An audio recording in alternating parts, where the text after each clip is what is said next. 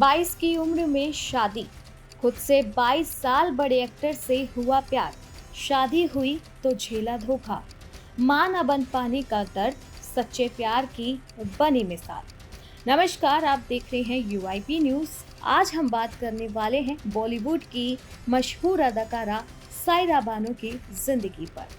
बॉलीवुड की मशहूर अदाकारा सायरा बानो, जिन्होंने 60 से 70 के दशक में अपनी मासूमियत भरी सुंदरता से करोड़ों दिलों पर राज किया, लेकिन उन्हें 22 साल बड़े एक्टर से प्यार हो गया था और उनसे शादी के उन्होंने सपने भी सजा लिए थे। सपना पूरा भी हुआ, लेकिन ताउम्र मां न बन पाने का दर्द भी मिला। पति की बेवफाई भी झेली, पर कभी उनसे जुदा नहीं हुई। वे सच्चे प्यार की मूरत हैं, जो अपने पति की याद में जिंदगी के बचे दिन खुशहाली में गुजार रही हैं। सायरा बानो की 1966 में उनके ड्रीम मैन दिलीप कुमार से शादी हुई। तब उनकी उम्र 22 साल थी और दिलीप कुमार 44 साल के थे। आगे चलकर उनकी शादी में कई दिक्कतें आई। सायरा ने दिलीप कुमार के पुराने अफेयर्स, उनके एक्स्ट्रा मैरिटल अफेयर्स और मिसकैरेज जैसे कई दर्द झेले। उन्होंने अपने प्यार को बचाने के लिए हर तरह का त्याग दिया। सायरा दिलीप कुमार की जिंदगी में तब ठहराव आया जब सायरा ने प्रेगनेंसी के 8वें महीने में मिसकैरेज की तकलीफ झेली। दोनों को बड़ा सदमा लगा जब डॉक्टर ने उन्हें बताया कि सायरा अब कभी मां नहीं बन पाएंगी। सायरा के साथ शादीशुदा जिंदगी में रहते हुए Dilip Kumar extra marital affair में फंस गए थे। दिलीप कुमार अपनी एक हैदराबाद यात्रा के दौरान एक पाकिस्तानी महिला आसमान रहमान से मिले थे। कई रिपोर्ट्स का दावा है कि दिलीप आसमा के प्यार में पड़ गए थे और गुपचुप उनसे शादी भी कर ली थी। जब कुछ अखबारों ने आसमा के साथ दिलीप कुमार का एक्स्ट्रा मैरिटल अफेयर और मैरिज सर्टिफिकेट पब्लिश किया, तो सायरा बानो को गहरी चोट पहुंची। हालांकि वे अपनी शादी को टूटने नहीं देना चाहती थी। उन्होंने दिलीप कुमार पर यकीन किया और जिंदगी में आगे बढ़ गई। खैर, सायरा बानो के दुख यही नहीं थमे। सायरा बानो ने बचपन से ही बहुत स्ट्रगल किया है, क्योंकि यहाँ पर अब खुलेगा सबसे बड़ा राज। ध्यान से सुनिए कि जो सायरा बानो थी, उनकी नानी और परनानी तवायफ थी, पर माँ जो है वो उनकी बॉलीवुड की पहली सुपरस्टार बनी थी। दिलीप कुमार से शादी से पहले सायरा बानो की जिंदगी कुछ ऐसी सी। 17 के दशक में सायरा बानो का सिक्का चलता था। वो बॉलीवुड की सबसे खूबसूरत अभिनेत्रियों में से एक थी। वो ना सिर्फ बेहतरीन अदाकारा थी, बल्कि बेहद पढ़ी लिखी एक्ट्रेस थी। सायरा की माँ नसीम बानो ने उन्हें लंदन में पढ़ाया था। सायरा बानो की माँ नसीम बानो बॉलीवुड की पहली सुपरस्टार थी, लेकिन ये मुकाम पाने के लिए नसीम बानो ने बहुत संघर्ष किया। उनकी माँ और नानी तवायफ थी। वो जिंदगी से निकलकर फिल्मी पर्दे पर आना और सुपरस्टार बनने की राह बहुत मुश्किल थी। नसीम बानो की माँ छमिया बाई उर्फ शमशाद बेगम एक तवायफ थी और दिल्ली में उनका खुद का एक कोठा था। वो बेहद खूबसूरत थी और उनका कोठा बहुत मशहूर था। अंग्रेज और नवाब उनके कोठे पर अपना दिल बहलाने आया करते थे। नौशाद अली नाम के राइटर की किताब दिल्ली टू हसनपुरी एक यात्रा में बताया गया है कि 1890 के दशक में शमशाद बेगम का जन्म कोठे में हुआ। उनकी माँ जमुन बाई उस कोठे में तवायफ थी। जब वो महज 7 साल की थी, तब उनके पिता ने ही उन्हें इस कोठे में बेचा था। पिता को बेटी बोझ लगती थी, इसलिए वो अपनी बेटी को हसनपुर के कोठे में बेच आए थे। जुमन बाई कई बार कोठे से घर भागने की कोशिश कर चुकी थी, जिससे तंग आकर कोठे की मालकिन ने उन्हें दिल्ली भेज दिया, जिससे वो अपने घर भाग ना पाए। दिल्ली में जुम्मन कैद हो गई और जुम्मन बाई बन गई। 13 साल की उम्र से जुम्मन से तवायफ के तौर पर काम कराया जाने लगा।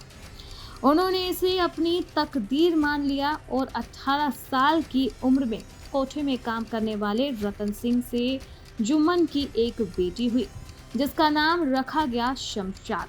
शमशाद आगे चलकर छमिया बाई नाम से मशहूर हुई। छमिया 13 साल की हुई तो वे भी नाच गाने के काम में लग गई। उन्हें संगीत और नृत्य में बहुत ज़्यादा दिलचस्पी थी और वो बेहद खूबसूरत थी। देखते देखते लोग उनके फैन बन गए और दूर दूर से उनके पास जी बहलाने आने लगे। उनकी खूबसूरती के एक कद्रदान उनसे इतना ज़्यादा प्रभावित हुए कि उन्होंने अपने साथ ले जाना चाहा।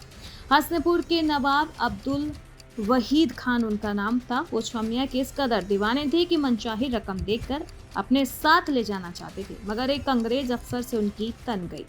छमिया की माई जुम्मनबाई ने फिर कहा कि जो बड़ी बोली लगाएगा वो छमिया को ले जाएगा। हसनपुर के नवाब ने सबसे बड़ी बोली लगाई और छमिया उनके साथ चली गई। हसनपुर के नवाब ने उन्हें अपने दूसरे बंगले में मिस्ट्रेस के तौर पर रखा और यहीं उनकी बेटी रोशन आरा बेगम का जन्म हुआ।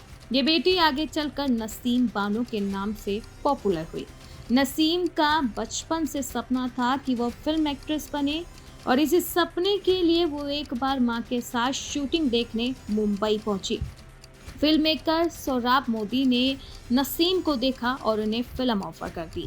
अपनी मां को मनाकर पढ़ाई बीच में छोड़कर नसीम मुंबई शिफ्ट हो गई।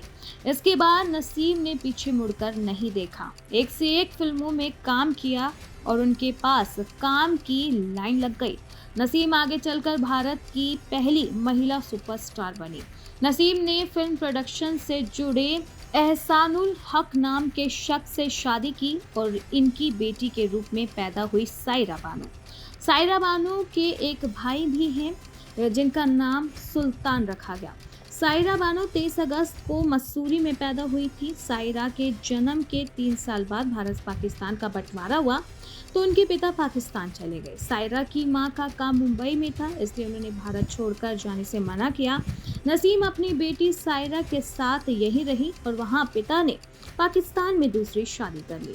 यहाँ नसीम अच्छे पैसे कमाने लगी थी और अपने बच्चों को पढ़ाई के लिए लंदन भेज दिया। सायरा को बचपन से ही फिल्में अट्रैक्ट करती थी। वो माँ की फिल्में देखा करती थी और उन्हीं की तरह एक्ट्रेस बनना चाहती थी। उस समय दिलीप कुमार भी फिल्मी दुनिया में अपनी पकड़ बनाने लगे थे। नसीम बानो दिलीप कुमार ने साथ में कई फिल्में की थी। दोनों दोस्त भी थे। सायरा जब भी भारत आती थी यहाँ की फिल्में देखा करती थी। सायरा बानो बचपन में दिलीप कुमार से शादी के सपने देखती थी। उन्हें दिलीप कुमार पर क्रश था, लेकिन उस वक्त उन्हें पता नहीं था कि आगे चलकर उनकी शादी दिलीप कुमार से होगी। सायरा बानो को बचपन में तो दिलीप कुमार पर क्रश था, लेकिन जब वो बड़ी हुई तो उन्हें खुद से 16 साल बड़े एक्टर राजेंद्र कुमार से प्यार हो गया। राजेंद्र पहले से शादीशुदा थे और बच्चे भी थे उनके, मगर सायरा और राजेंद्र करीब आने लगे। राजेंद्र ने अपनी पत्नी से तलाक लेकर सायरा से शादी करने का वादा भी किया, मगर सायरा की मां नसीम नहीं मानी। सायरा ऐसे इंसान से शादी करे जो दूसरे धर्म का हो और पहले से शादीशुदा हो। नसीम बानो ने शायरा को बहुत समझाया, यहाँ तक कि अपने दोस्त दिलीप कुमार से भी उन्हें समझाने के लिए कहा, लेकिन सायरा किसी की बात नहीं सुनती थी। मगर जब बाद में राजेंद्र कुमार ने उनका दिल तोड़ दिया तो सायरा के बर्थडे पर अपनी पत्नी के साथ पहुंचे तो उनका दिल टूट गया। दिलीप कुमार जब उन्हें समझाने लगे कि तुम खूबसूरत हो, समझदार हो, तुमसे तो कोई भी शादी कर लेगा, तो उन्होंने दिलीप कुमार से कहा कि फिर आप ही कर लीजिए। ये सुनकर दिलीप कुमार चुप रह गए।